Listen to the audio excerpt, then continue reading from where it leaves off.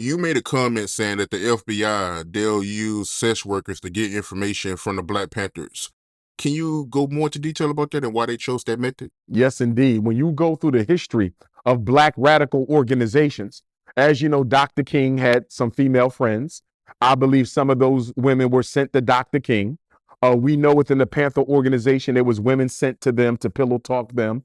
Black Liberation Army, SNCC Corps, they do it now.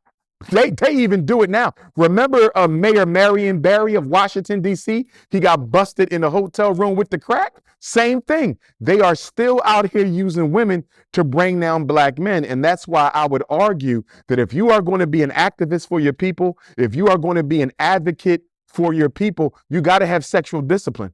You know, I'm a single black man. I travel all over to speak. And there's beautiful women when I go to these events. But you know what I got to remind myself? If you touch her and she an agent, she can easily say you did something to her you didn't do. You ain't got no proof. You see what they did to Bill Cosby. You see what they did to Mike Tyson. You see what they did to Tupac. Be careful with these women. If you're trying to be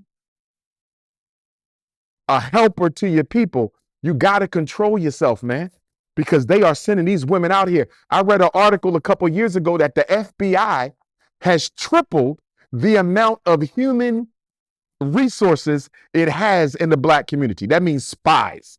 They have 3 times as many spies and informants in the black community now than they had in the 1960s, brother. You know what that means? 1 in every 3 women I see at a lecture is an agent. And that's just the FBI informants.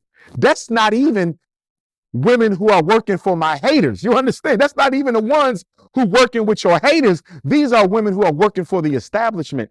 You got to be sexually disciplined. And one of the things I love about Malcolm, El Hajj Malik El Shabazz, if the record is true, and I believe it is, one of the things that puts Malcolm head and shoulders above so many other activists, he never went outside of his marriage. Malcolm, there's no evidence that Malcolm ever went outside of his marriage, brother. And he had beautiful women around him all the time, too. If you look at the pictures while he was in his organization and after that, when he started his own organization, the Organization of Afro-American Unity, as well as Muslim Mosque Incorporated, Malcolm never violated his oath to Betty. And that right there, above all the Pan-Africanism and all the revolutionary speech, that right there is one of the things that endears Malcolm in my heart so much. And it's just a shame that we as a community sat by and let him get taken from us. We could have saved Malcolm.